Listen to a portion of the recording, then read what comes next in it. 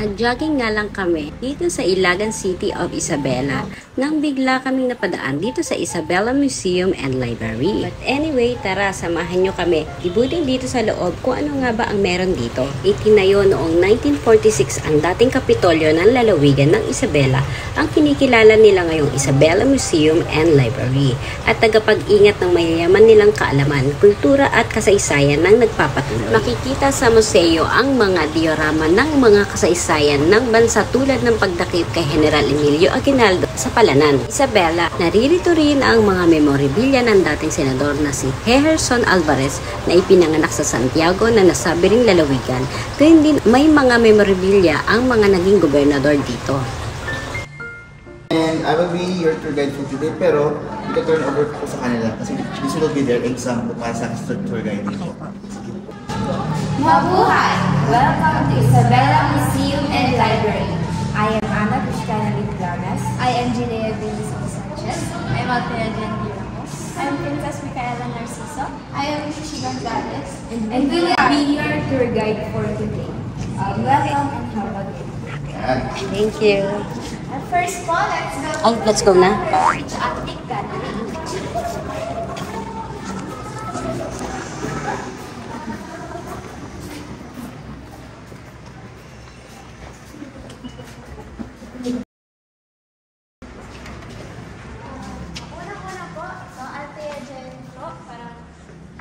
Yung tinatawag nating relic. Galing po ito sa mga dating simbahan bago po na-renovate.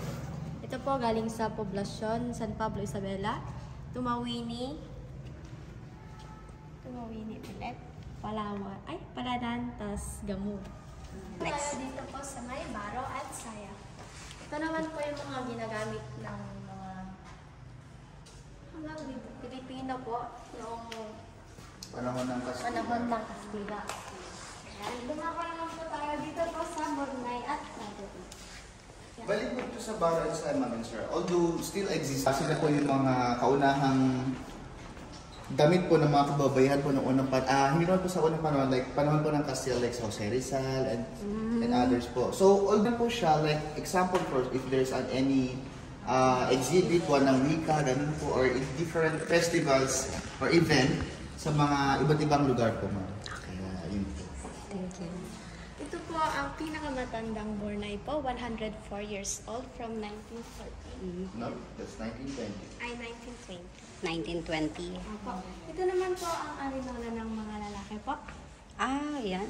Ito yun. Ayan po. Yan. At ito naman po ceramic water filter. Dito po, nilalagay po yung tubig, tapos dito po ma-filter out yung water. So, yun. Dito naman po, Gucci. Ito po is baul. Ginagamit po siya noon kapag pagstakan ng mga gamit po or kaya sa treasures. Then, ito naman po yung television set. Popular po siya noong 60s and 90s po. So, ang itsura niya po pag gumanda siya is black and white. Or pwede rin siyang colored. Apo. Gramophone. Ito naman po is gramophone. Ginagamit ko siya ng tuloy kapag sa mga disco po. Meron din po tayong CD nito. Ito po yung mabigat. Gusto niyo pong hawakan? Sige. Ganito po siya. Mabigat na siya. Ayan po.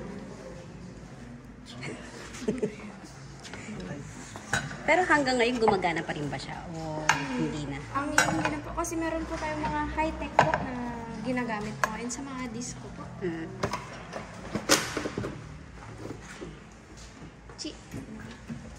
Ito naman po yung vertical kitchen sa bahay kubo po.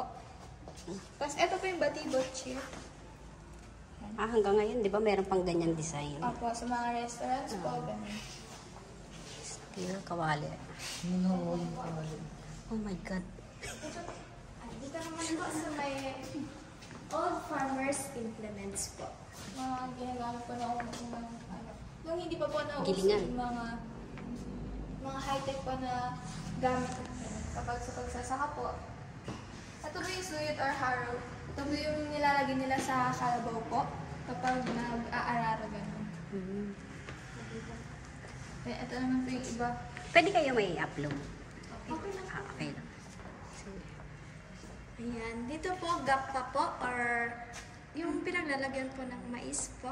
Corn basket. Ayan. Corn basket. Shrimp trap and basket po. Ito po yung pang-trap ng mga shrimps. Ito po yung maliit. Ito po, kung familiar po kayo sa may baka po kapag ano po, ito po yun. Okay. Singkaw. No? Singkaw ang ano niya. Ayan. Singkaw, lingkaw. Anong mga salita yung mga ganon? Dito ba yan sa Ilagan? Pilipino po. Tagalog talaga. Tagalog talaga. Malalim na eh. Ito po yung sa may sugar cane po. Kapag magiging... Ito naman po. Ginamit po ito ng mga Bambanti Festival Queen costume po. Year 2010. 2010. Dumawa naman po tayo dito po. Ito po yung mga iba't ibang products ng municipality ng Isabela. Ito po ay galing sa Palanan, Santa Maria, San Agustin, tas sa Tumawini. Okay. At saka ito po is, kwan po ito po. Ay. Hindi po siya... Pinaikot mo naman ako ng bonggang-bonggang. Ito po is ginagamit nilang mga instrument po siya. Kumbaga yung parang sa ma'am, yung parang ginaganon po.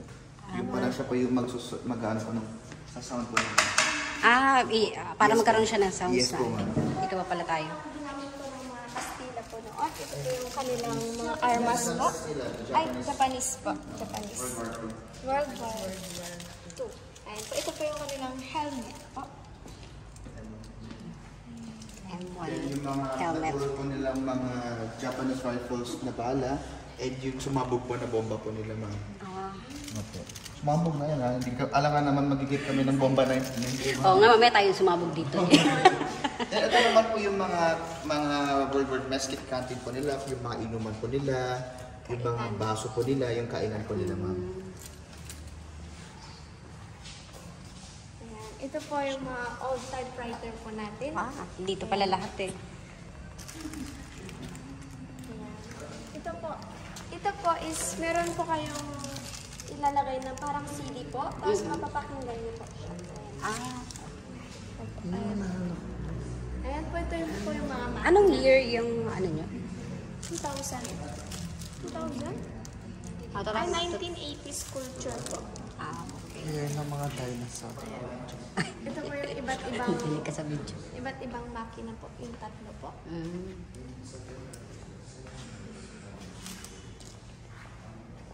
Ito po is electric film projector po. Etong ano na to? Opo. Ito rin po. Automatic film projector din po. Tapos yung camera po nila noon. Ito naman po is yung dun sa may mall po. Ito po, mano-mano po. Mano-mano po siyang nagagamit. Pang-receive po. Ayan. Ito naman po is gramophone record. Para katulad po doon, ito po yung kanilang CD. Ayan. Dito po, ayan po. Di ba po, nakikita nyo po, is tatlo po yung flat iron. Ito po is yung unang-una. Yan po is ginagamitan po siya na sorry, pagod lang. Okay lang yan. Ito po yung nauna. Ngayon po, siyempre po mapapasok po tayo. Kaya ginawa po nila itong gas-operated iron. Siyempre po para mag-amigas naman na po. Kaya ginamitan po ulit ito. So, ayun ang unang-una. Opo. Hanggang sa ito, ano na to? tapos ito na po. Tapos yung sinasaksak na po ngayon. Ayan. Ito naman po ang cellphone. Ito parang naabutan ko to. Ay, charot. Ito po yung dati po na ginagamit na ilaw po. Ito po yung kanya. Kerosene lang. Ito po yung film projector. Ginagamit po siya noon sa mga sinihan doon. Hindi pa na uso yung mga... Ito po Okay. Ito po is microscope. Although ganito pa rin po yung microscope. Parang walang pinagbago. Opo. With abacus. Yung tens, hundreds. Okay. Dito naman po. Dito tayo. Case gin bottles po. Kung yung kwan niyo po, mga papa niyo po, baka meron pa pong ganito. Ano po? Naglalagyan po ng mga... Iba na ang ano nila, bilog na yun. Gin bilog. Ay, meron din po dito. Ah, meron din? Pero na po, malaki. Anong year yung gin bottle na yan? Gin bottle po ma'am kasi I think nasa 1980s po, ganun, and 70s. Kasi hindi po kasi, hindi ko kasi sure kung kailan, kung anong year, pero between po dun sa mga years po na yun ma'am. Matagal na rin. Opo. Dekada na rin po talaga inabot. Yes po ma'am. Ayan, dumako naman po tayo sa evolution of Philippine coins, 1944 to 2016. From 1944 po hanggang 2016. Ayan.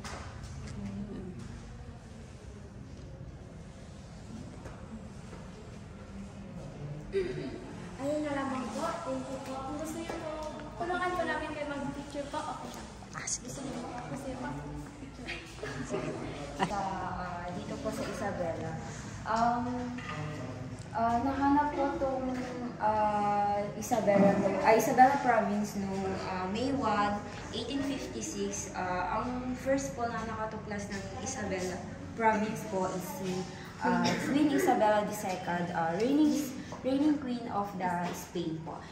Dito po, makikita po natin yung governor's memorabilia and yung mga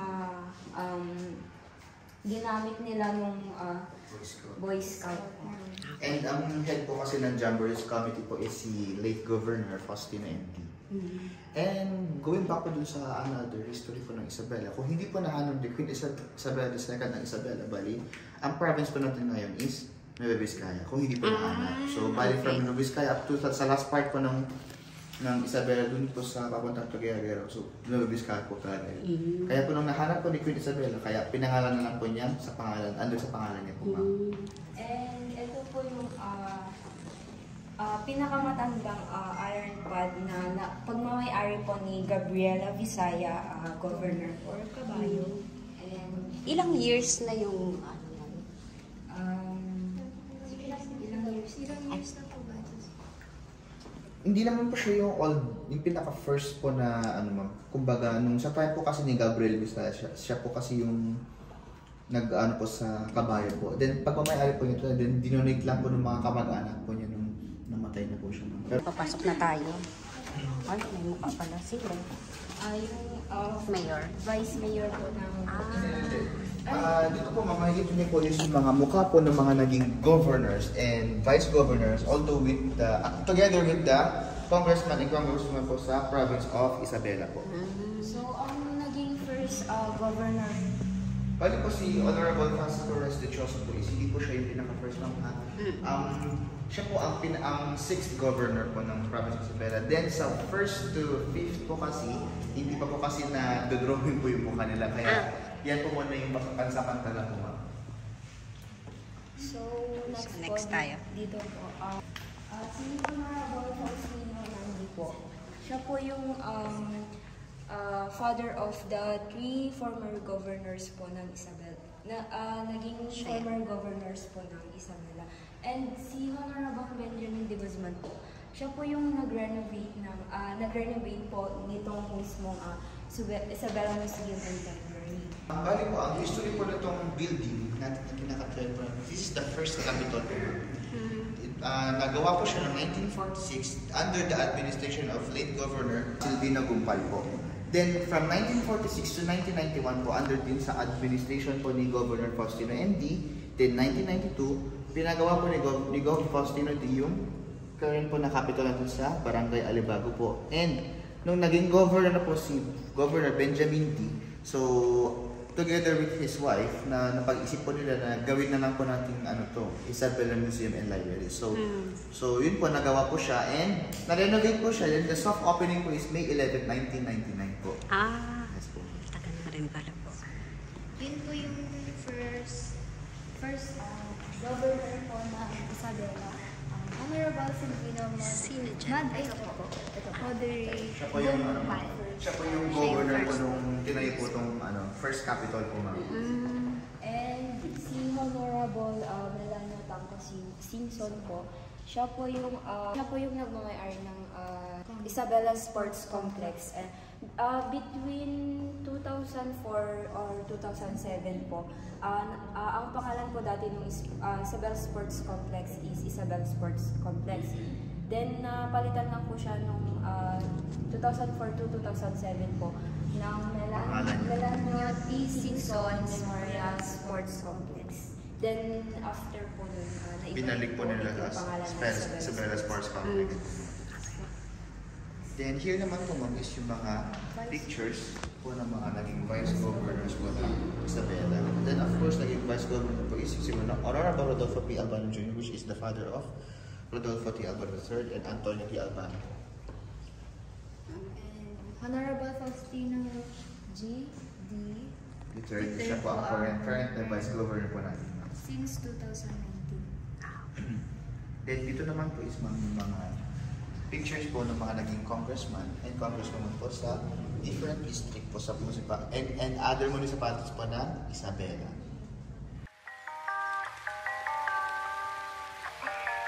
Ridiculous. I'm sorry. Oh, that's all right.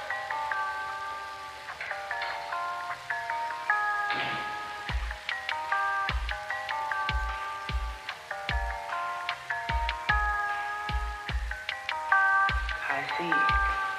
Well,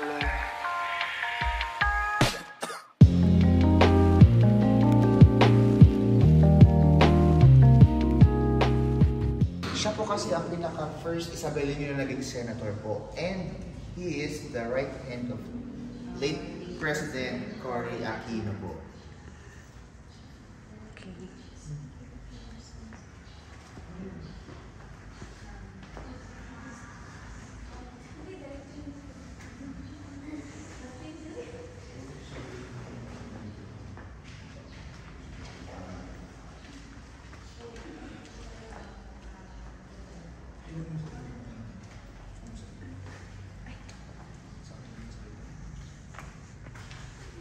Dumako naman po tayo dito.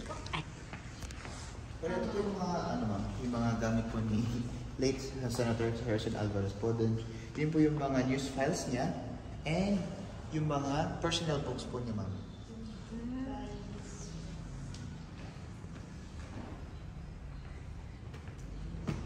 Bali po si Senator Harrison Alvarez po, ma'am, is taga, I think, Kabatuan, Isabela. Ay, sorry. Senator po.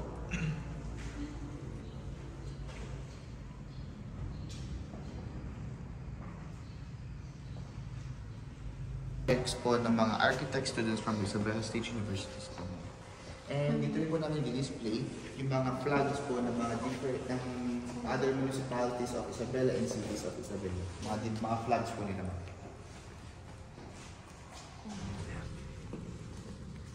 Ito, ano? Bali po yung mga projects po nila, ma'am, is mga kakaisip lang po, ma'am. Okay. Like Kala for ko. example, pag in the future po, at least meron po sila idea kung paano po nila i-design yung gagawin po, ipapagawa po sa kanya ng buildings, houses, gano'n po, ma'am.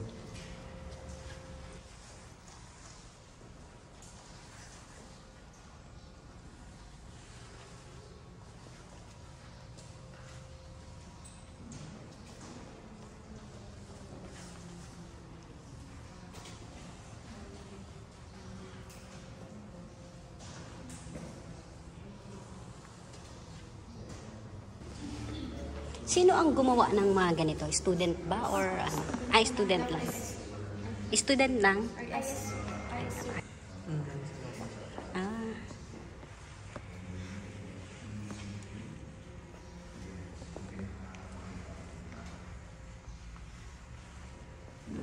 Ang cute naman ito.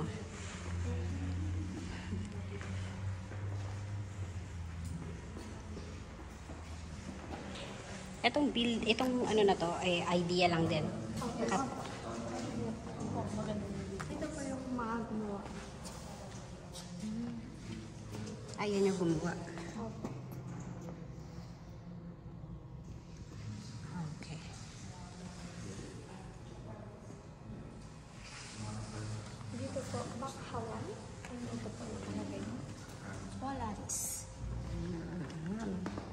Galing lang gumawa. Kagaya ng ano.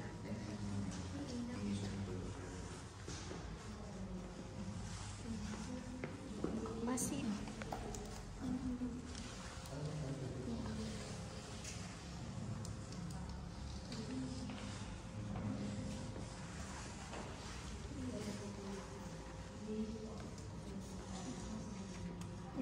Cute.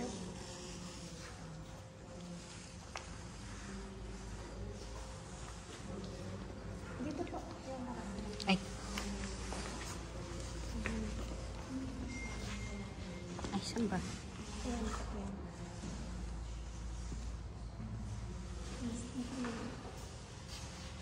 Tao. Naku, lumindol ata. Natumba yung car.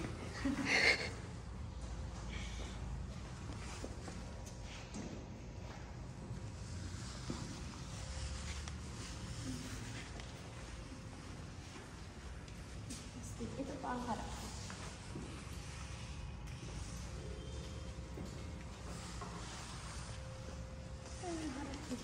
Ayan.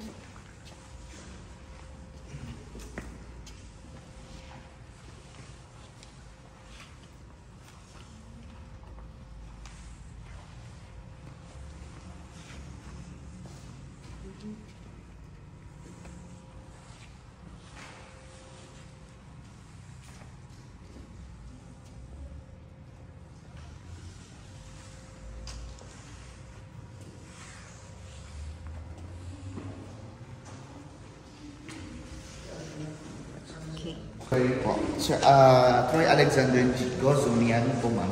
Siya po dati, siya po ang pinaka-first na naging department head sa office po namin, which is the Isabela Tourism Office. Kasi po ang Isabela Tourism Office is na-create lang po siya noong 2017. Bali siya po yung tinapwait na Provincial Tourism Officer po ng Isabela.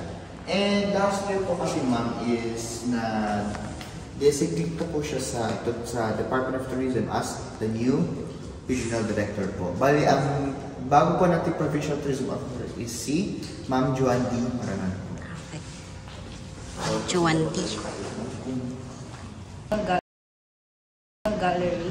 Kasi po, dito po, dito sa loob na lahat po ng naging awards ng Bambanti Festival and the Isabela Province po.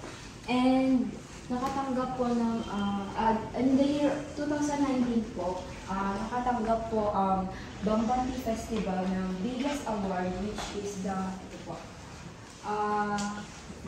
largest gathering of people decreased as scarecrows sa Guinness Book World of Record po. And na-beat po nila yung 2,495 na Isabeleños na nagsuot po ng costume ng scarecrows. Okay. And here's din po yung mga awards. And mga trophies. Dito po yung mga naging queen Queen po, Isabela. Queen Isabela. Year 2019, 2017, and 2020. Kailan yung kailan ulit kayo magkakaroon ng Bambanti Festival? since tapos na po nung last year po, ngayon po, 2024 po, magkakaroon po ulit next year. Anong month siya or date ganyan? January 27. Every January 27 meron kayong Bambanti Festival. Okay. Sige.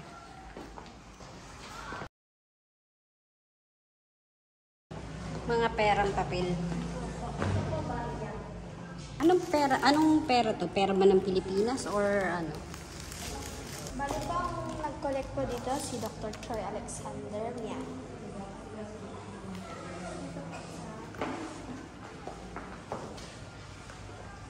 Bali po ma'am, lahat po ng mga nakikita nyo yung display is collection po ni Sir Troy. Lahat po yung collection. Kasi simula po nung bata pa lang po siya, mahilig po siya mag-collect. Siya po kasi ang local researcher po natin sa Isabela. Taga-Kapatwan po siya ma'am. Bali yung pera na ganyan, hindi lang dito sa Pilipinas, galing din sa ibang bansa. Opo ma'am, galing po ma'am. Ang dami niya palang collection. Opo ma'am, sobrang dami yung collection ito.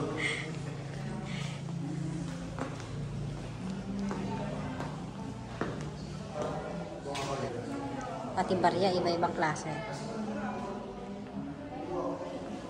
Ang ganda yung kasi sa coins. Pilipinas. Ganito ang piso dati, oh.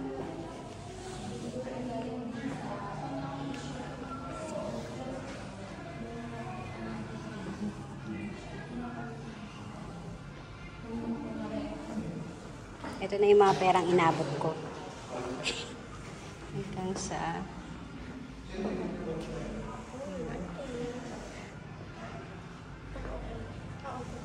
Oh, ito yung 5 pesos pa. Totoo yan. Pati yung 100, ganyan pa yung pera dati. Napaghahalataan ako pa anong taon ko, ah.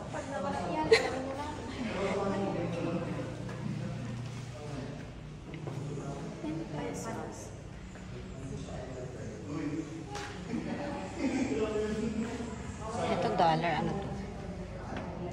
$2. Bermuda.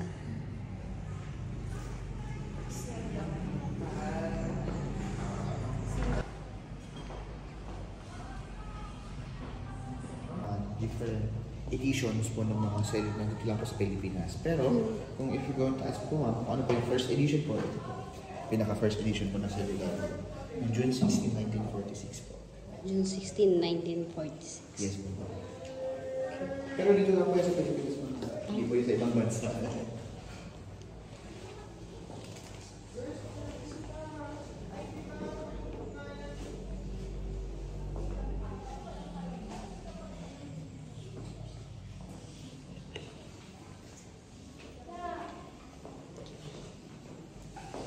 Ongoing po yung renovation po dito sa park na ito, ma'am. Okay lang po. So, dito lang po is makikita nyo lang po. Ang makikita nyo lang po is yung mga painting arts lang naman po. Oh, ito yung cave ng ano ah. Nueva Vizcaya Terrace.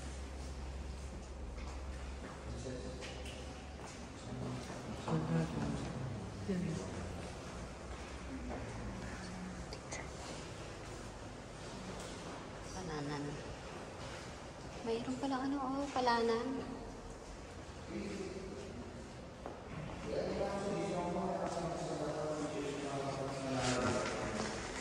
Oh, galing ng painting.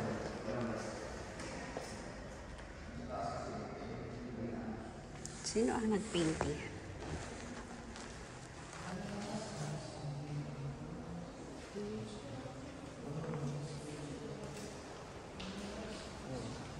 Ang ganda nito, Lisa.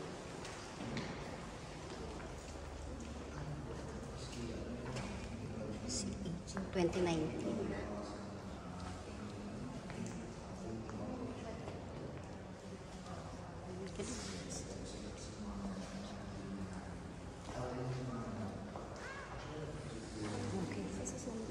Ah, sige. Po, dumako naman po tayo sa Tilamusik ng Liwanag exhibit. Yun po, sa susunod. Ay, sunod na pala. Saan? Ito? Ay. Okay. Sige.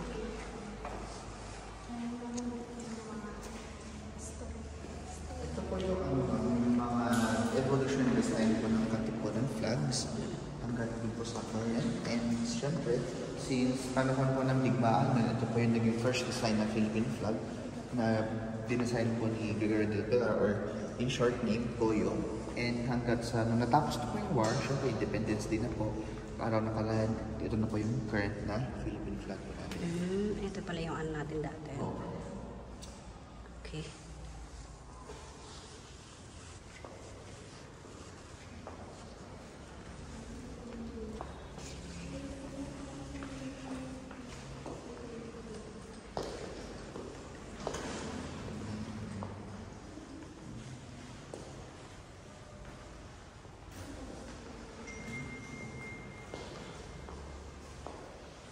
Yung gera ata po.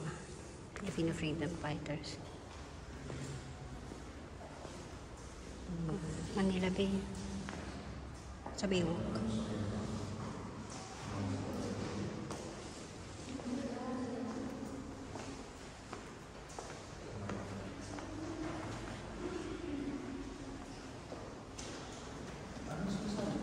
May hindi po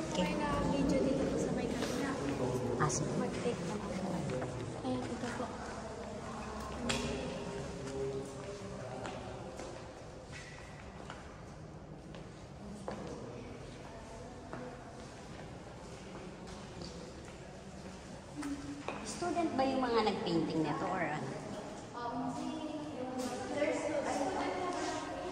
Hindi yung others po, students po din, yung others po hindi po. So, kumbaga yung mga lahat po ng paintings dito, ma'am, is ano po kasi siya, competition po kasi ng painting competition po yun, ma'am. Then yung actually madami po silang mga nanalo, then pili lang po kasi yung nilagay nilang paintings dito sa Museum and Library. Ito 2024. Ayan, mukhang ano.